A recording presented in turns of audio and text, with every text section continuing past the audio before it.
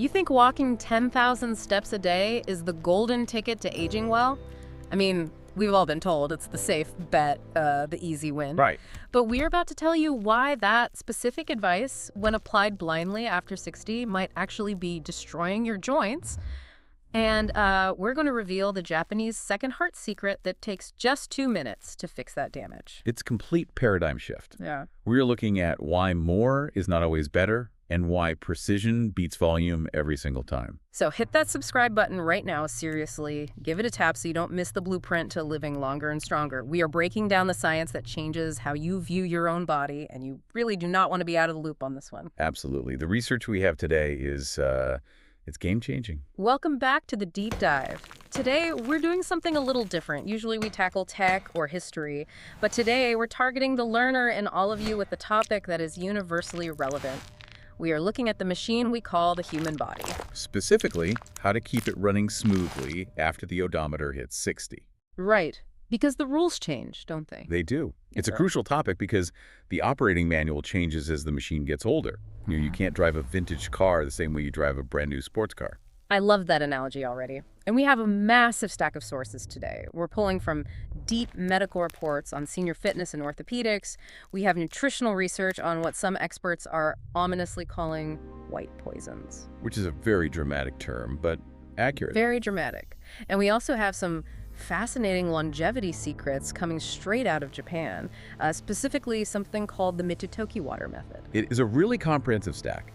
And our mission for this deep dive is pretty specific. We want to debunk the pervasive myth that exercise volume, just doing more steps, more reps, more sweating, is the key to health as we age. Right, the whole grind set thing. Exactly. We want to replace that grind set mentality with what I'd call a physiotherapist's perspective.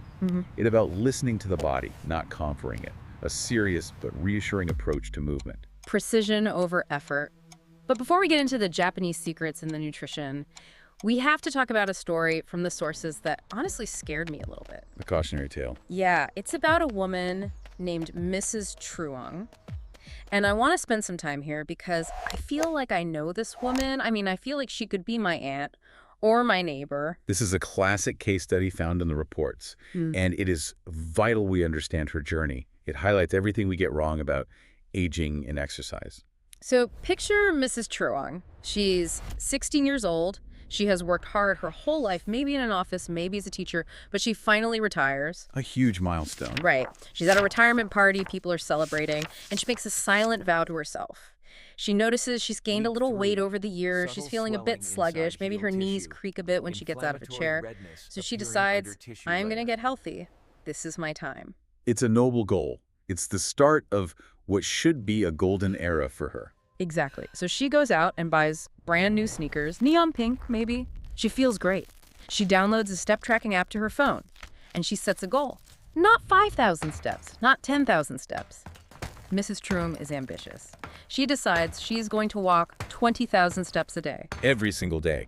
Every single day, rain or shine. And that, right there, is the moment the disaster begins. But wait, hold on. I have to stop you there. Because if I told my doctor I was going to walk 20,000 steps a day, he'd probably high-five me. We're told constantly that walking is low impact, it's natural, it's the best thing you can do. How can enthusiasm be a disaster? That is the common misconception. Walking is natural. But 20,000 steps, that is roughly 10 miles or 16 kilometers. For a 60-year-old body that hasn't been conditioning for that level of volume, that is an exercise. What is it? That is trauma. Trauma. Just from walking. Just from walking. So she starts this routine.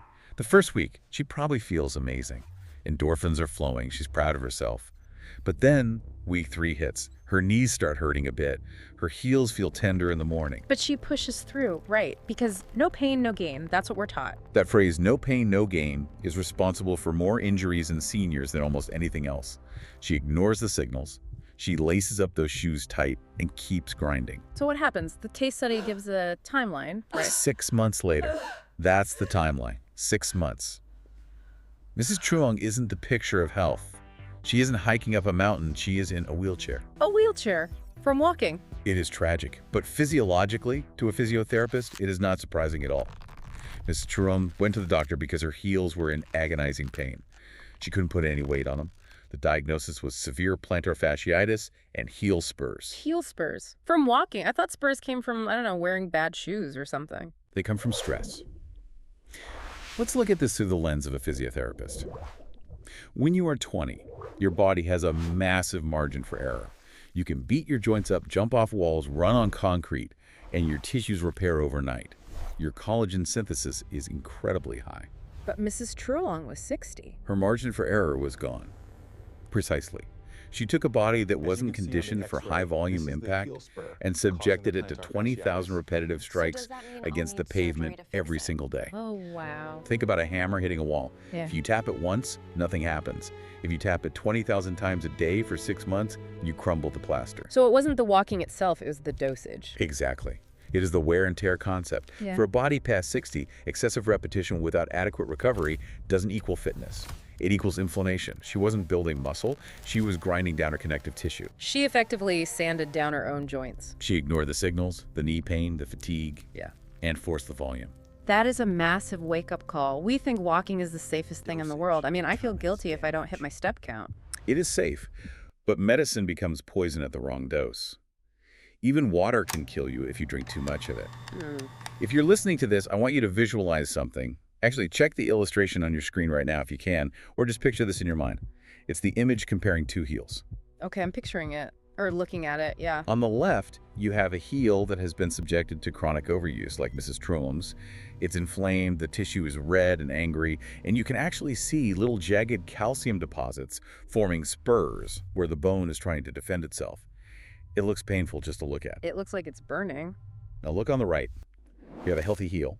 This muscle has been worked moderately, maybe 6,000 or 7,000 steps, and allowed to rest. It's pink, pliable, the fibers are aligned, it's repaired, it's stronger, it's not inflamed. That visual is striking. The red inflammation on the left is just so angry. It really brings home the reality of what grinding does to the body. That is what 20,000 steps looks like when your body isn't ready. So the question to you, the listener, right now is this. Does your current routine leave you energized, or does it leave you aching in a way that feels like damage? Are you, Mrs. Truong, pushing through pain because you think you have to? That's a question we really need to sit with. And honestly, it makes me wonder what else we are doing wrong. Because Mrs. Truong isn't alone. The sources highlight 4 fatal mistakes people make. And one of the big issues is what they call the exercise buffet. Right. Mistake number 1. Yeah. The random selection error. This is a very common trap. This is where you just pick whatever exercise looks cool or whatever your neighbor is doing. Oh, my neighbor Bob is jumping rope. I should do that. My grandson plays basketball. I'll join in. It seems harmless. It seems social. And that is a huge mistake. You cannot just pick off the menu randomly. Our sources specifically flag high-impact activities. Things like jump rope, basketball, violent aerobics, competitive squash. These are particularly dangerous for seniors who might have underlying conditions they don't even know about, like hypertension or weak joints. Because jumping rope seems so simple. It's a playground game. How dangerous can it be? It is simple, but the mechanics are brutal. Yeah. Think about the physics. When you jump, even a few inches, you land with impact. The force going through your knees and ankles is 3 to 4 times your body weight. 3 to 4 times. Yes. If you weigh 150 pounds, you are sliming 500 pounds of force into your cartilage every second. Wow. Put that way, it sounds like a car crash. It is a series of micro crashes. Yeah. And here is where it gets dangerous with underlying conditions. If you have hypertension, high blood pressure, that sudden burst of intensity, that hold your breath moment when you jump can spike your blood pressure dangerously high. Because you're bracing for the impact. Exactly. Now compare that to the smooth, circular motion of cycling, or the buoyancy of swimming, or even just light strength training. It's night and day. It's about impact. It's about the landing. It's about protecting the chassis. You wouldn't take a vintage car off-roading. You keep it on smooth pavement. You treat it with respect. You don't jump it over ramps. That makes total sense. So, mistake number 1 is picking the wrong tool for the job. Okay, let's move to mistake number 2. And this is one I am definitely guilty of. Skipping the warm-up. That I just want to get it over with mentality. We are all busy. Exactly. I have 30 minutes before dinner. I don't want to spend 10 of them waving my arms around or stretching my calves. I just want to go. Here is why that is fatal as we age. And I use the word fatal intentionally because it can lead to falls. Imagine a rubber band. If you take a rubber band and put it in the freezer overnight, what happens to it? It gets hard, brittle. Right. Now, if you take that cold rubber band out of the freezer and immediately pull it hard, what happens? It snaps instantly. It snaps. But if you hold it in your hands, warm it up, roll it around, get it pliable, it stretches beautifully. Aging muscles and joints lose elasticity. They lose water content. They become that cold rubber band. Skipping a 15-minute warm-up isn't just cutting corners. It is exponentially increasing your risk of tearing a tendon or pulling a muscle. You need to lubricate the joints. Literally get the synovial fluid moving before you put load on them. Exactly. Synovial fluid is like the oil in your engine. When you sit still, it settles. When you move gently, it circulates and coats the cartilage. Mrs. Truong probably just laced up her sneakers and went straight out the door. Her plantar fascia, that band of tissue on the bottom of her foot, was that cold rubber band. And step by step, she frayed it. Okay, that image is going to stick with me. Warm up the rubber band. Got it. Now, mistake number 3, and this one breaks my heart a little because it sounds so romantic. The early morning trap. Yes, this is a big one. You know, waking up at 5 a.m., hitting the pavement while the world is quiet, seeing the sunrise. It's the hallmark of every productive person on social media. It sounds poetic, and for a 30-year-old, it's fine. But biologically, specifically in cold weather or winter, for a senior, it is a critical warning zone. Why? I thought early risers were the healthiest people. I thought the morning air was fresh. It comes down to temperature and hemodynamics, the physics of blood flow. In the early morning, especially if it's cold, your body is trying to conserve heat. How does it do that?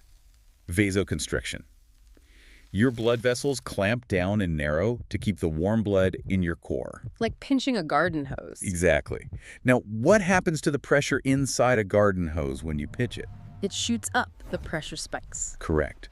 So you wake up, your vessels are constricted, your blood pressure is naturally higher, plus, and this is key, your blood is naturally thicker in the morning because you haven't hydrated for 8 hours. You are dehydrated. So you have thick sludge trying to move through a narrow pipe at high pressure. And then you decide to go for a run outside in the cold, which demands more blood flow and raises your heart rate even further. You are creating a perfect storm for a stroke or a heart attack. The statistics for cardiac events in the early morning hours during winter are startling for people over 60. That is terrifying. So the advice is what? Sleep in? The advice is to wait. Wait until the sun is up. Wait until the temperature rises. Late morning or afternoon is significantly safer for the cardiovascular system of a senior. Respect the body's rhythm. Don't fight the cold. You will lose. Okay, mistake number 4. Pushing through sickness. The old school, rocky mentality. No pain, no gain. We really need to delete that phrase from the vocabulary of anyone over 60. It is dangerous. It's hard to unlearn, though. We feel lazy if we stop. It is hard to unlearn. But if you feel dizziness, nausea, chest pain, or just general malaise, you have to stop immediately. In older age, these aren't hurdles to overcome. They are warning lights on the dashboard. If your check engine light comes on in your car, do you slam on the accelerator to push through it? No, you pull over. You call a mechanic. Exactly. So why do we treat our bodies worse than our cars? If you feel off, the session is over. Go home, rest, live to fight another day. So we've covered the traps. We know what not to do. But I can hear the listeners screaming right now, okay, so what should I do? I don't want to just sit on the couch. You mentioned the second heart solution from Japan earlier, and honestly, it sounds like a magic trick. 2 minutes. It's not magic, it's pure physiology. This is the ritual Taiso. To understand it, you have to understand the calf muscles. In medicine, physiotherapists and doctors often refer to the calves as the second heart. The second heart, why is that? Think about gravity. Your actual heart is in your chest. Pumping blood down to your legs is easy. Gravity helps. But getting that blood back up from the feet to the lungs to get oxygenated, that is really hard work. It's an uphill battle against gravity. So the heart needs a boost. The heart needs a pump down there. The calf muscles, when they contract, squeeze the deep veins in your legs. It's like squeezing a tube of toothpaste from the bottom. It shoots that venous blood back up to the chest. They are the pump. Because if you aren't using your calves, or if you're sedentary, the blood just sits there. Exactly. It pools. That leads to swelling, edema, deep vein thrombosis or clots, and higher blood pressure because the heart has to pump much harder to move that stagnant blood. The ritual Taiso is a specific technique to manually activate this pump without the wear and tear of 20,000 steps. Okay, I want to try this, and I want the listener to try this right now. Walk us through it step by step. How do we do it? You can do this sitting in a chair or lying down in bed. It's perfect for the morning before you even get up. It has 2 phases. Phase 1 is the charge. I want you to pull your toes hard toward your face. Flex your foot. Okay, toes to face. Pulling back. Now, inhale deeply while you do this. Hold it for 3 seconds. 1, 2, 3. You should feel the calf muscle turn into a rock.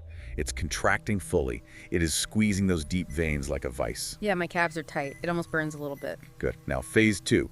Discharge.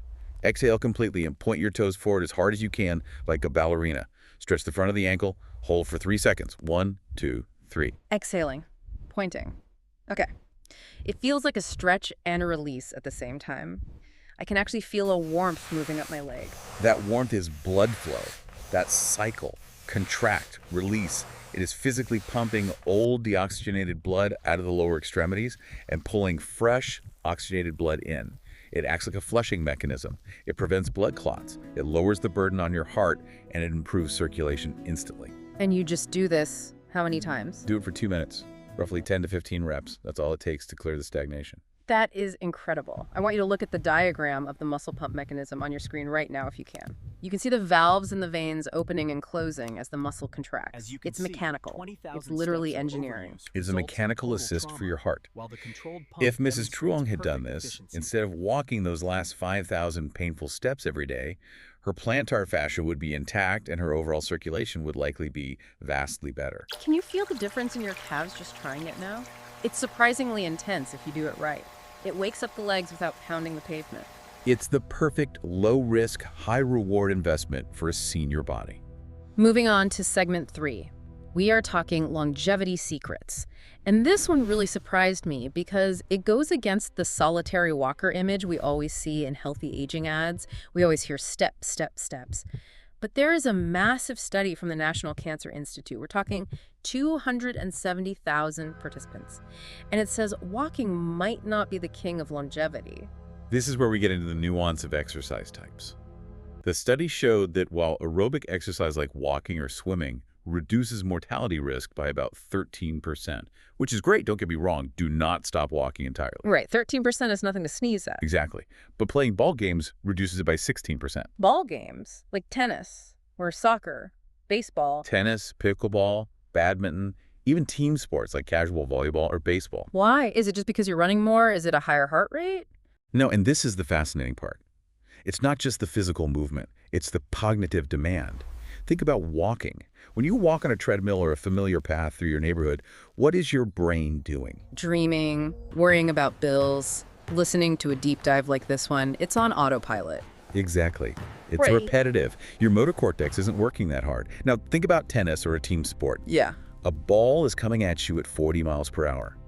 You have to calculate the trajectory. You have to decide, forehand or backhand. You have to strategize, where is my opponent? You have to move your feet in a non-linear, unpredictable way. Your brain is on fire. Your brain is processing gigabytes of data per second. It is neuroplasticity in action. It's defending against cognitive decline. Plus, and this is huge, the social connection. Usually you play these games with others. You laugh, you compete, you high-five. We know that loneliness is a huge mortality factor for seniors. So longevity equals physical, plus mental, plus social. Team sports hit all 3 buttons simultaneously. That makes walking on a treadmill seem kind of lonely and boring. It's strictly mechanical, whereas tennis or pickleball is, well, human. Exactly. Walking maintains the body. Sports maintain the human. Now, let's talk about bones, because Mrs. Truong developed spurs, which is extra bone where you don't want it, but many seniors worry about the opposite: bone loss, osteoporosis, the brittle bone disease. Bone density is a bank account. You want to make deposits. And here is the hard truth that hurts a lot of dedicated walkers. Walking maintains the account, but it doesn't make big deposits. It doesn't build new bone mass effectively. Or does? Strength training does. Light resistance. Wait, lifting weights builds bone. I thought it just built muscle. It builds both. It's a physiological principle called Wolff's Law. Explain that to me like I'm 5. Think of your bones like the wooden beams in a house. If you pile heavy snow on the roof, that's the load. The beams actually detect that stress and get thicker to support it. Yeah. If you never put weight on them, the wood gets thin and brittle because the body decides it doesn't need to waste energy making them strong. So the bone feels the weight and says, uh-oh, I better get tougher. Precisely. When you lift a weight or do a bodyweight squat, the muscle pulls on the tendon, and the tendon pulls on the bone. That mechanical stress signals the osteoblasts, Those are the bone-building cells. It tells them to wake up and uptake calcium. They lay down new bone matrix. Walking, because it's low impact and repetitive, often isn't enough stimulus to significantly increase density in the spine or hips. I want everyone to look at the bone density chart comparison on your screen right now if you can. You see two lines over time. One is flat, that's the walker. The other curves upward, that's the strength trainer. That curve upward is the difference between a broken hip from a slip and fall and just a nasty bruise. It's that significant. A gentle squat with a light dumbbell can literally save your life 10 years from now. And if we compare that to the visual of the person with underlying conditions trying to jump rope to build bone, it's night and day. Jumping rope risks a heart attack or a blown knee. Light strength training safely builds the bone. So we need to lift things, not just walk. And it doesn't have to be heavy, right? We aren't training for the Olympics. No. Gentle resistance, bodyweight squats, resistance bands, light dumbbells. Just enough to tell the bone, I need you to be strong. Which leads us perfectly into segment 4, nutrition. Because you can lift all the weights you want, but if you aren't feeding the muscle, it won't grow. And our sources have a very dramatic name for a common breakfast that many of us eat every day. They call it white poison. It sounds dramatic, I know. It sounds like a conspiracy theory. Yeah. But from a metabolic standpoint, specifically for seniors, it is highly accurate. What constitutes white poison? Toast with jam. Yeah. Sugarly cereal. White processed buns, bagels, the standard quick beige breakfast. That's what half the world eats. I had toast this morning. And that's why we have a metabolic health crisis. Here's the science. When you eat that highly processed white starch and sugar, your blood glucose spikes vertically. It shoots up fast. And what goes up must come down. The crash. Right, but before it comes down, it causes damage. It causes glycation. This is a chemical process where excess sugar molecules in the bloodstream bind to proteins and fats.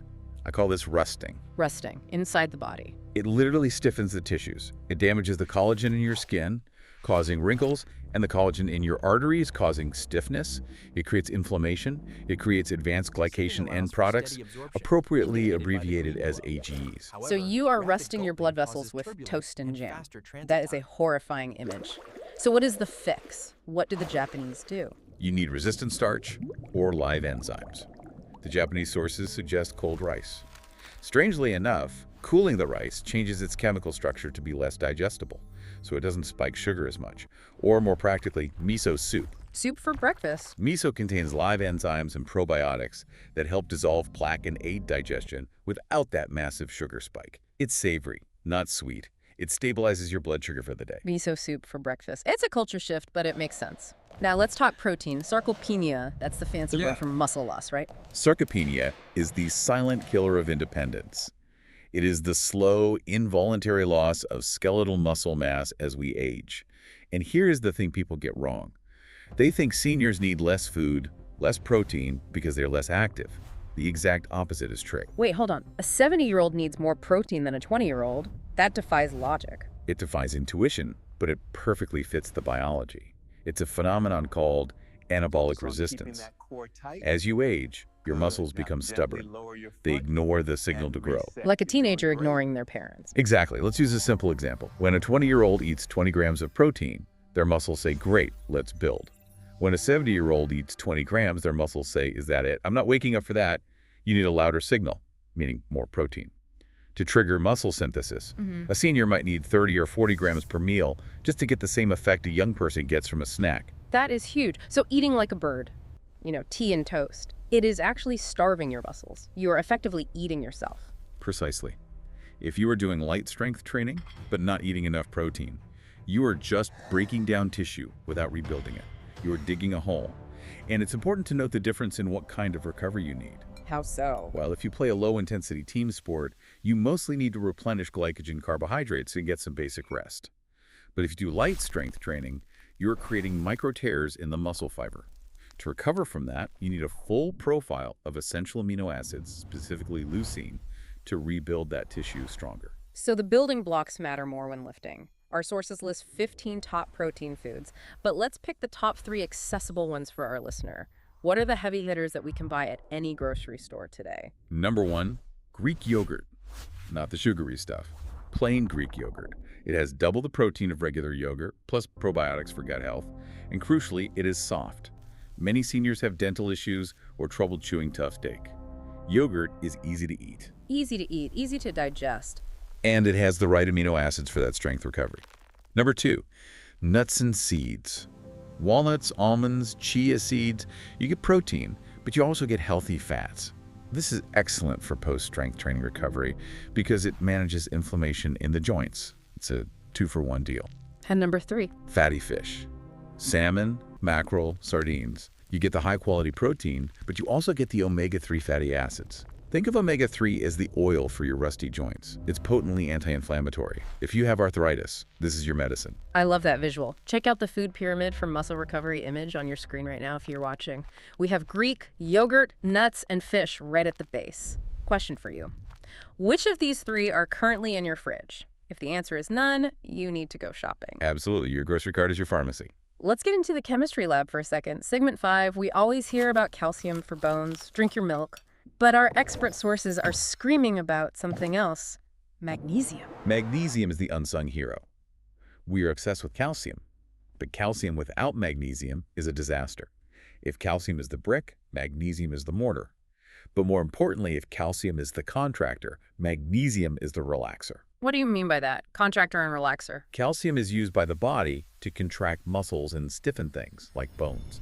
Magnesium is used to relax muscles and keep blood vessels flexible. It opens things up. So if you have too much calcium and not enough magnesium, You get stiff. You get leg cramps, which are incredibly common in seniors at night. That's almost always a magnesium shortage. You get stiff arteries, which leads to high blood pressure.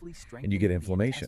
High CRP or C-reactive protein levels often correlate with low magnesium. so the cramps Mrs. Truong might have felt could have been magnesium deficiency. Very likely. And the overall stiffness in her gait. Where to get it? The Japanese method relies on the sea.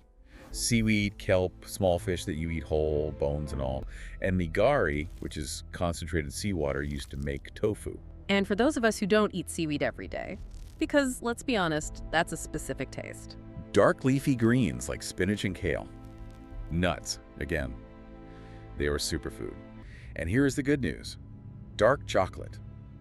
High-quality dark chocolate is a decent source of magnesium. Dark chocolate, now we're talking. Finally, a health tip I can fully get behind. Okay, next chemical. Vitamin K2 and the natto connection. I've heard natto is, well, an acquired taste. That's a very polite way to put it. It's fermented soybeans. It's slimy, it's sticky, it has these long stringy threads, and it smells a bit like old gym socks or ammonia. Delicious. Why on earth should we eat it? Because it is the single richest source of vitamin K2, specifically MK7 on the planet. And K2 is the traffic cop for calcium. Explain the traffic cop analogy. You consume calcium. You want it in your bones, right? You want strong hips. You absolutely do not want it in your arteries. If calcium stays in your arteries, it calcifies them. It turns them into heart pipes. That's arteriosclerosis. So calcium is blind. It doesn't know where to go. Basically, it flows in the blood. K2 activates a protein called osteocalcin that grabs calcium out of the blood and shuttles it directly into the bone matrix.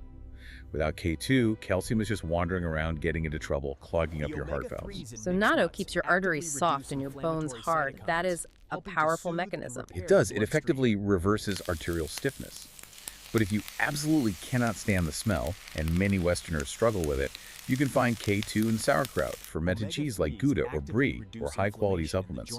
But natto really is the king. Check the illustration of an artery with versus without vitamin K2 on your screen. It's a stark contrast. One is a clear, flexible tube. The other is clogged, white, and hard. That's the power of the traffic cop. It's a crucial nutrient that gets overlooked entirely because it's not in our standard diet. Segment 6, hydration. We all know the rule, drink 8 glasses of water, but the Japanese have a method called mitotoki. And apparently how you drink is way more important than how much. This is fascinating.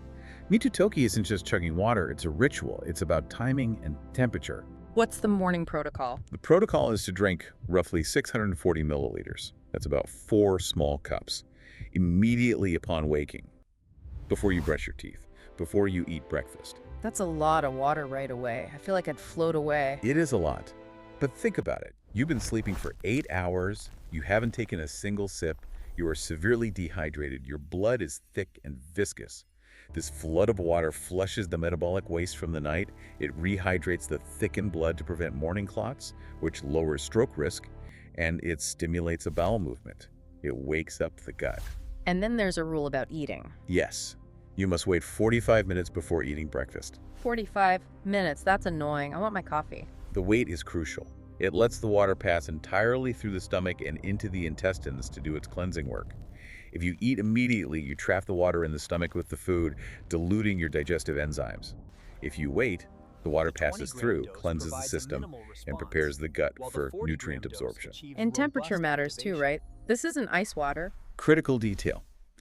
The water must be warm, approximately 40 degrees Celsius. Think body temperature. Why not ice water? It's refreshing. Cold water shocks the system.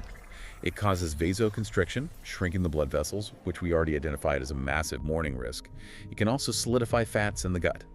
Warm water expands the vessels, aids blood flow, and matches the body's internal temperature. It's gentle medicine.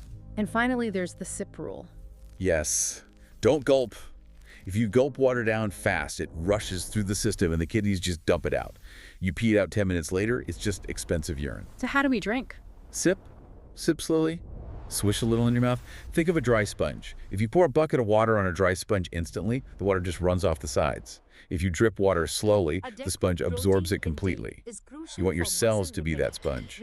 Sipping allows the body to absorb the hydration deep into the tissues and specifically into the joints. Why the joint? Because cartilage doesn't have a direct blood supply.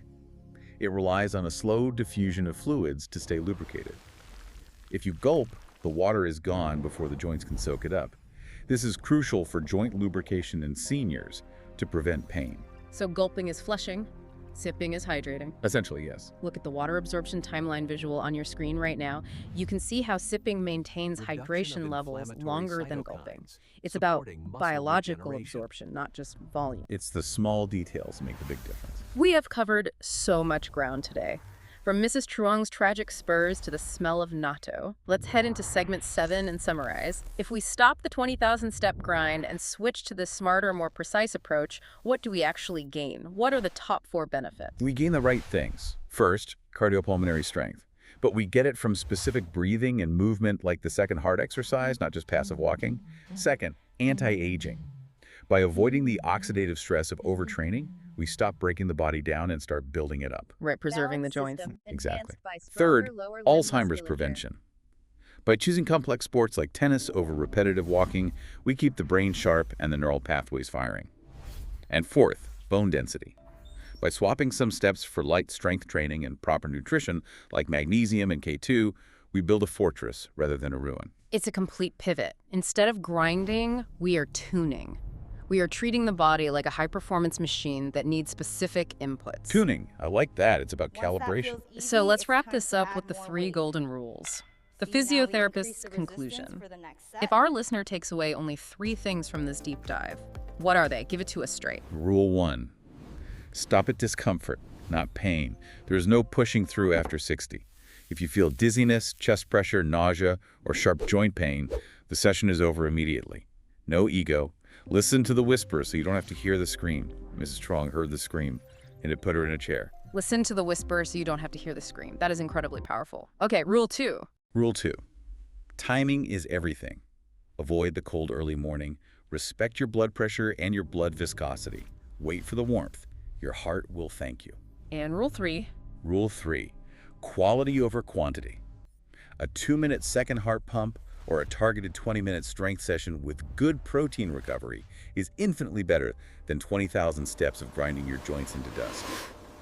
Be smart, not just busy. Be smart, not just busy. I think Mrs. Truong would have loved to hear that advice 6 months ago. It sounds so simple, but it requires a massive change in mindset. It would have changed her life, but it can still change yours. We've talked about biology, chemistry, and physics today, but I want to leave the listener with one final provocative thought based on everything we've read. You know, we often think aging is about losing capabilities. We think, I can't do this anymore, I'm too old. But looking at this research, looking at the success of these Japanese methods, it seems aging is actually just about losing the margin for error. Losing the margin for error. Yes. You can still be strong. You can still be capable. You can still climb mountains. You just have to be smarter about how you prepare. You have to be precise. The 60-year-old body isn't fragile. It's just precise. That is the ultimate takeaway. Are you precise with your health, or are you just guessing and hoping for the best? That is the question we want you to answer today. Precision is the key to longevity. Thanks for taking the deep dive with us today. Don't forget to hit subscribe, check those visuals we mentioned in the show notes, and for the love of your joints, sip that warm water. Sip it slowly. See you next time.